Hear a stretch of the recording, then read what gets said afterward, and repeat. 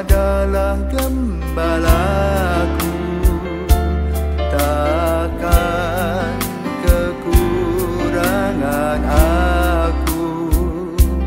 Ia membaringkan aku di padang berumput hijau. Saudara-saudari yang terkasih di dalam Kristus, selamat pagi. Salam jumpa lagi dalam Sabda Siap Saji. Kamis 21 Desember 2023, hari biasa khusus Advent.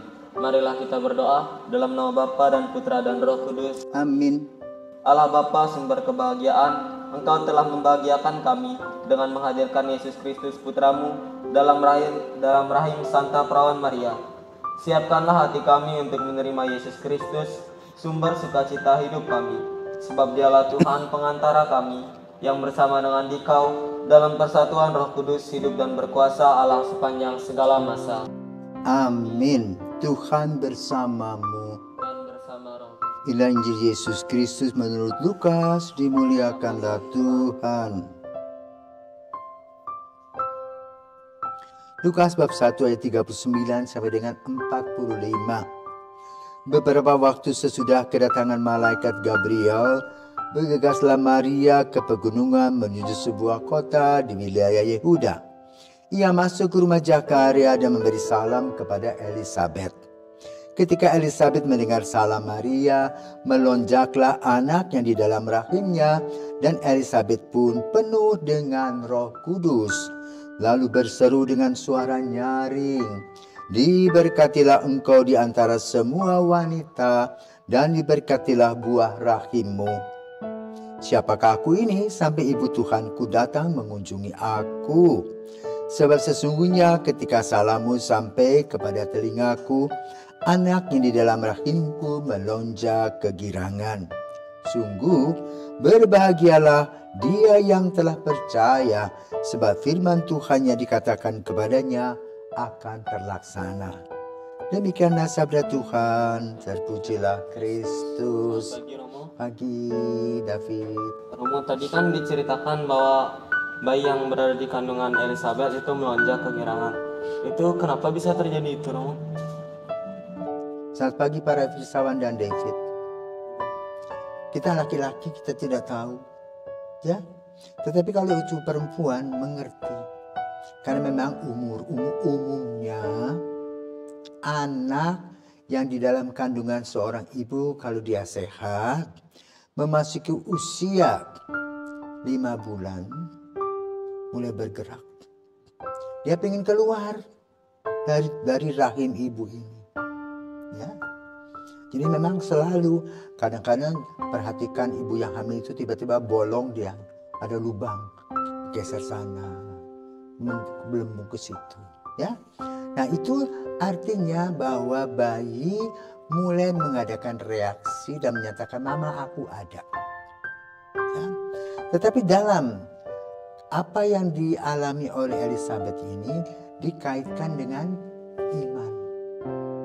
Bagaimana bayi yang di dalam kandungan itu bersuka cita. Kenapa? Berjumpa dengan bayi Yesus yang ada di dalam kandungan Maria. Maka kalau kita perhatikan, ya, kalau nanti suatu hari kamu pergi ke Ain Karim, ya, di sana ada gereja, ya, tempat tinggal Ibu Elisabet. Dan sana ada 2 perempuan yang sedang berhadapan dengan perut yang besar, ya.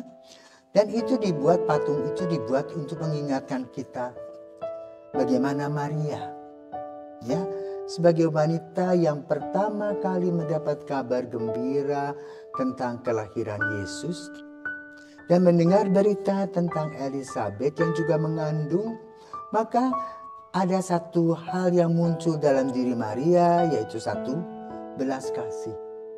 Dia perlu bantuan. Kedua, rasa ingin tahu yang besar. Sebagai bukti dari apa yang disampaikan oleh malaikat Gabriel. Maka Maria bergegas ke sana, ya, dan tinggal bersama Elisabet. Dan justru perjumpaan pertama kali antara Elisabet dengan Maria itu melahirkan sebuah sebutan, siapakah aku ini sampai ibu Tuhanku datang mengunjungi aku. Theotokos, dan itulah dogma yang kedua setelah Allah Tritunggal. Bapa, Putra, dan Roh Kudus. Kedua, Maria ibu Tuhan, ibu Yesus. Nah, dalam pembicaraan Maria dengan Elizabeth, cerita itu hidup. Ya, pertanyaannya, apakah itu fiksi atau non fiksi? Itu sebagai suatu fakta. Ya. Dan fakta itu didengar oleh Lukas. Maka Lukas itu membuat kisah kanak-kanak Yesus. Jadi boleh katakan pengalaman yang dia dengar itu adalah akurat. Maka kemudian dia menyampaikannya dengan bahasa sastra yang indah. Yang sampai hari ini dan pada zaman dulu 2000 tahun lalu kalimat yang sama terurai. Begitu indah, boleh katakan ini merupakan sastra klasik. Ya. Tetapi yang mau disampaikan dalam Injil ini adalah apakah itu hanya legenda atau betul? Itu betul. Itu terjadi. Itu dialami baik oleh Maria maupun oleh Elizabeth. Maka Lukas dalam risetnya mengumpulkan data-data tentang kanak-kanak Yesus. Dan mendapatkannya di Ain Karim. Waktu itu mungkin Maria sudah tua, apakah Elizabeth masih hidup kita tidak tahu. Yang pasti adalah Lukas ingin mengekspresikan pengalaman iman Maria dan pengalaman iman Elizabeth. Yang kemudian dalam refleksi gereja melahirkan doa salam Maria. Jadi boleh katakan perjumpaan Maria dengan Gabriel, malaikat Gabriel.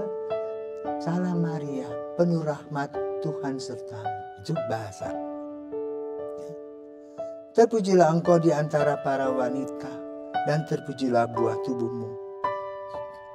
Kita tambah Yesus. Lalu gereja tambah Santa Maria, doakanlah kami, orang yang berdosa ini, sekarang dan waktu kami mati. Amin. Dari dua pengalaman itu menjadi satu doa salam Maria yang biasa kita doakan khususnya ketika kita berdoa rosario.